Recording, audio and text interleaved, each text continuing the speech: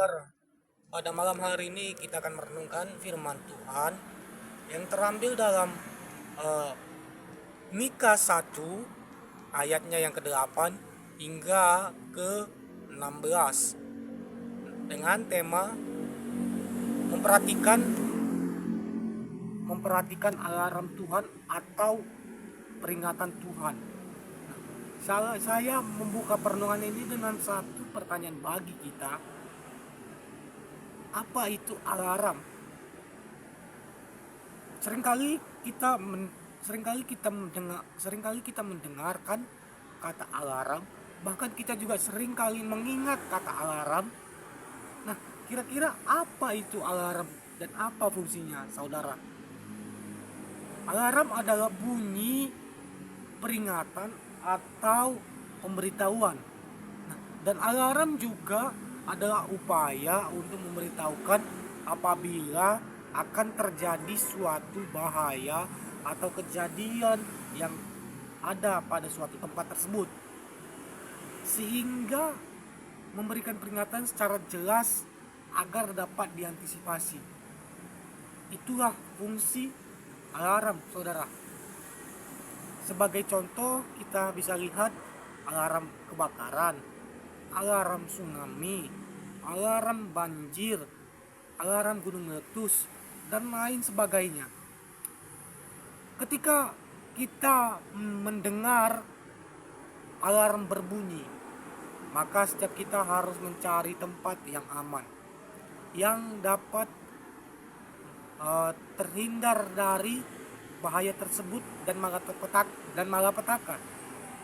Banyak orang, saudara, yang memperhatikan alarm bencana, namun banyak orang yang mengabaikan alarm Tuhan.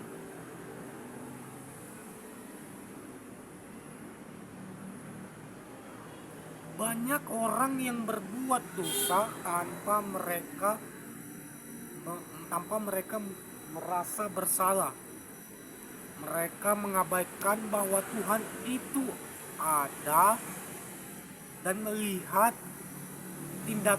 segala tindakan mereka, termasuk juga memberikan peringatan untuk segera kembali kepada Tuhan.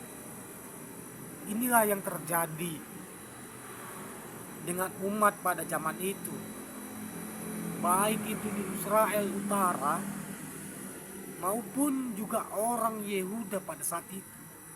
Mereka melakukan dosa tanpa takut, seolah Tuhan tidak ada dan hukuman Tuhan tak pernah mereka dengar. Maka datanglah Nabi Mika yang menyuarakan kemarahan Tuhan. Di dalam ayatnya yang ke-9 bisa kita lihat, sebab luka-luka Samaria tak dapat disembuhkan dan Yehuda akan ditimpa nasib yang sama. Malapetaka telah sampai ke Yerusalem. Nah, Tuhan memperingatkan bahwa penghakimannya akan jatuh baik Israel Utara maupun juga kepada Yehuda. Apabila saudara alam saja gentar menghadapi Allah, masa sebagai umatnya tidak takut terhadap Tuhan yang melihat semua kejahatan mereka? Sehingga saudara, apa yang sebenarnya menjadi dakwaan Tuhan terhadap umatnya? Yang menjadi dakwaan Tuhan terhadap umatnya adalah pemberontakan. Umat melawan Allah yang Maha Kuasa, sementara Yerusalem telah menjadi tempat berhala dan bukan tempat beribadah. Sebab itu Tuhan akan menghukum mereka sebelum Allah menghukum mereka. Allah terlebih dahulu memberikan peringatan kepada umatnya, supaya umatnya mendengarkan, supaya mereka bertobat, supaya mereka taat dan kembali mendengar peringatan ini. Nah, saudara, apa yang kira-kira dilakukan umat itu karena sudah diberikan peringatan kepada mereka? Justru malah umat itu tidak mau dengar, saudara. Allah meminta mereka supaya melakukan keadilan sosial dengan memperhatikan orang-orang yang di sekitarnya, bahkan juga orang-orang yang membutuhkan pertolongan, dan juga mengembalikan relasi dengan Allah. Tapi mereka menolak peringatan itu, saudara.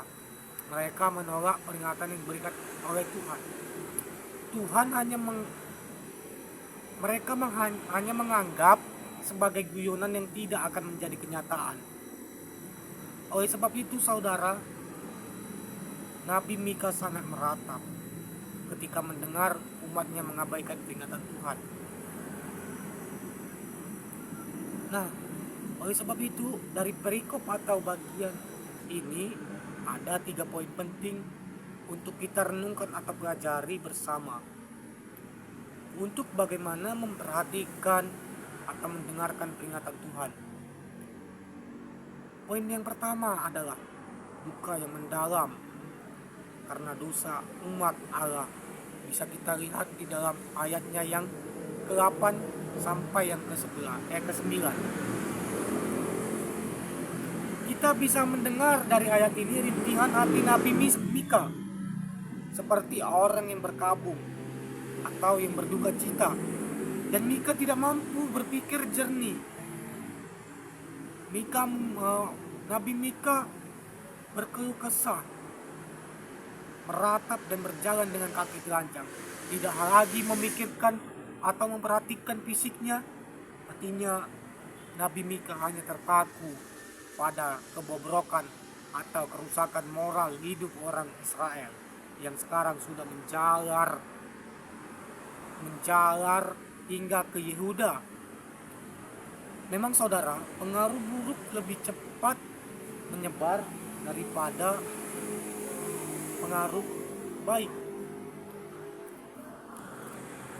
Mika melihat bangsa Israel dan Yehuda ini sudah tidak ada harapan, seperti orang yang sakit parah dan tidak bisa diobati.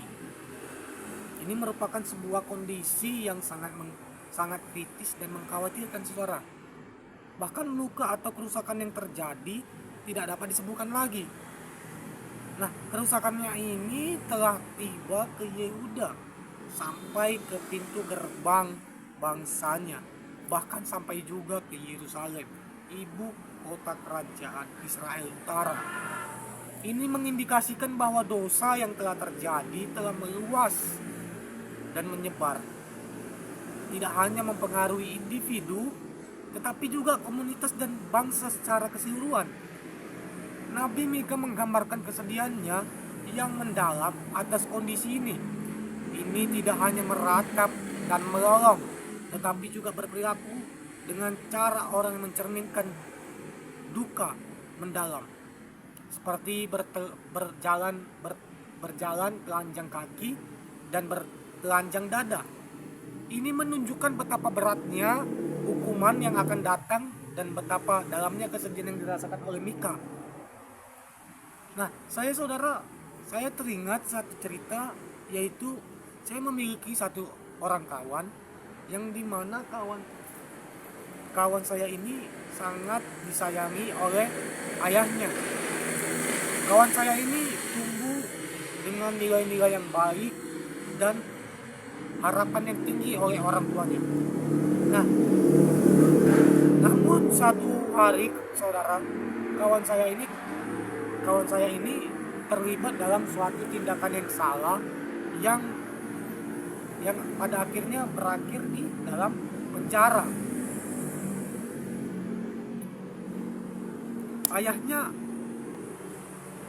Ayahnya kawan saya ini merasakan kesedihan yang mendalam, saudara.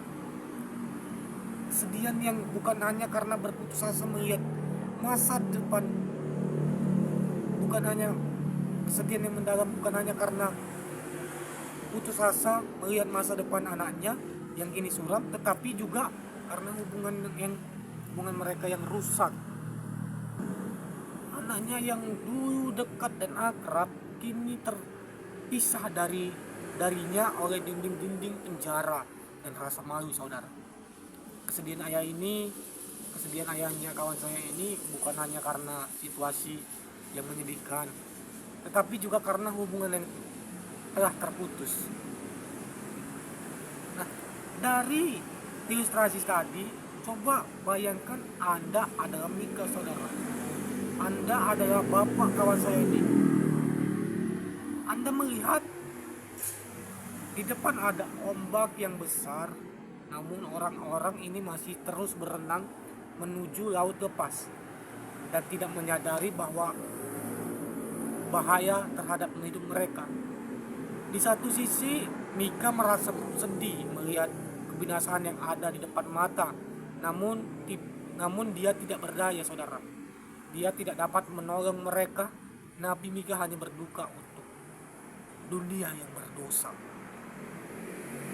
Lukas 19 ayat 41 juga mencatat Yesus meratapi Yerusalem. Yesus berduka atas apa yang terjadi dengan orang-orang yang di Yerusalem.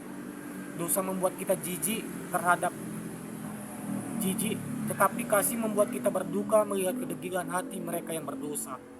Saat ini, apakah rasa jijik lebih menguasai kita atau rasa duka yang seperti Mika dan Yesus? Poin yang kedua yang dapat kita pelajari bersama-sama yaitu dampak dari dosa. Bisa kita lihat dari ayatnya yang ke-10, 11, dan 12. Mika melanjutkan penggambaran tentang penghukuman yang akan datang atas Yehuda dan Yerusalem.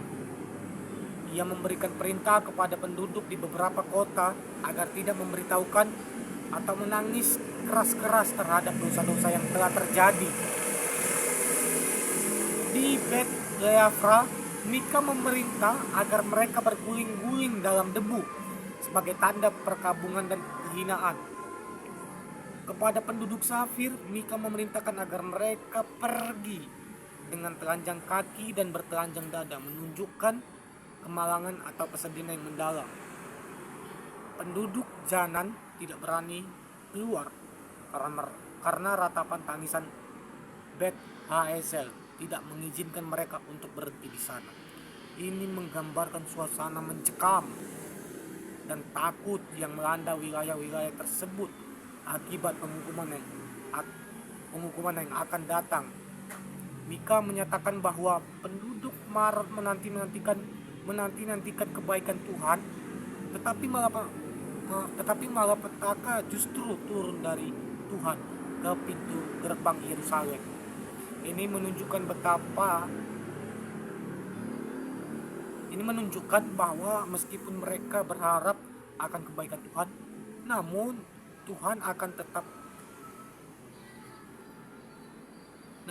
hukuman Tuhan tetap akan tiba di sana nanti. Dalam ayat ini juga dosa tidak hanya mempengaruhi individu, tetapi juga dapat menyebar dan mempengaruhi komunitas dan bangsa pada saat itu. Mika meminta agar dosa ini tidak diumumkan di Gad atau Askelon karena malu dan kesedihan yang akan ditimbulkan pada saat itu. Nah, saya punya ilustrasi, saudara. Misalkan ada seorang pejabat yang melakukan korupsi. Nah, korupsi ini bukan tindakan yang merugikan dirinya sendiri karena melanggar hukum, tetapi juga berdampak pada masyarakat luas. Dana yang seharusnya dikorupsi seharusnya digunakan untuk membangun fasilitas umum seperti sekolah atau rumah sakit. Akibatnya, masyarakat kehilangan akses tersebut dan layanan penting yang dapat menurunkan kualitas hidup dan pendidikan. Selain itu, tindakan korupsi tersebut dapat menurunkan kepercayaan publik terhadap pemerintahan yang pada akhirnya mengikis fondasi demokrasi dan keadilan sosial. Nah, oleh karena itu saudara-saudari, kita perlu menyadari bahwa setiap dosa atau tindakan yang buruk yang dilakukan oleh individu tidak hanya berdampak pada diri sendiri, tetapi juga dapat menyebar dan mempengaruhi komunitas serta mungkin bangsa secara keseluruhan. Seperti yang digambarkan dalam ayat ini, jika ada keinginan untuk tidak mengumumkan dosa-dosa tersebut di tempat umum,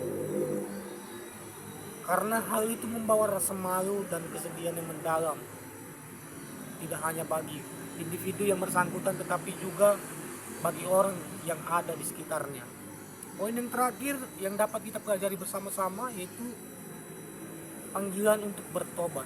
Ini bisa kita lihat di dalam ayatnya yang ke-13, 14 dan 14, 15 dan 16. Meskipun ada kesedihan di situ dan penyesalan, Mika juga memberikan panggilan untuk bertobat. Ia mengajak bangsa Israel untuk kembali kepada Tuhan dan meninggalkan jalan-jalan yang salah. Nah, saya ada sebuah cerita. Ada seorang petani yang mempunyai lahan yang luas. Namun petani ini melihat bahwa lahannya ini semakin lama semakin tidak subur atau kering. Padahal dia sebelumnya menggunakan pestisida yang berlebihan untuk membuat tanahnya menjadi subur. Setelah ditelusuri saudara, petani tersebut mengakui bahwa metode yang selama ini yang dia gunakan, sepertinya penggunaan pestisida berlebihan inilah yang merusak kesuburan tanah. Petani tersebut merasa sedih dan menyesal karena tindakannya telah menyebabkan kerusakan, dan ia memahami pentingnya mengubah cara-cara tersebut. Petani itu kemudian memulai proses pertobatan dan mempelajari menerapkan teknik pertanian organik, rotasi tanaman dan pengelolaan air yang lebih baik. Dengan bertobat dan mengubah metode lamanya, tanah yang kita tadi lihat bersama, yang gersang awalnya, perlahan menjadi subur kembali dan menghasilkan panen yang lebih baik, dan lingkungannya menjadi sehat dan menghasilkan panen yang lebih baik. Dalam ayat ini juga merupakan panggilan untuk bertobat atau ajakan untuk meninggalkan cara yang lama, yang merugikan, cara-cara lama yang merugikan, dan berbalik ke jalan yang benar, yang akan membawa pemulihan dan berkat, seperti petani yang memperbaiki tanahnya tadi saudara. Bagaimana dengan kita? Apakah kita telah meninggalkan jalan-jalan kita yang salah atau cara-cara kita yang salah untuk berbalik ke jalan yang benar yang dikehendaki oleh Tuhan? Nah, saudara-saudari yang dikasihi Tuhan, marilah kita merenungkan kembali perikop ini dan memeriksa diri kita sendiri. Apakah ada dosa dalam hidup kita yang perlu kita tinggalkan? Tuhan memperingatkan kita untuk bertobat dan kembali kepadanya sebelum hari penghukumannya datang. Tuhan memberkati firman-Nya. Amin.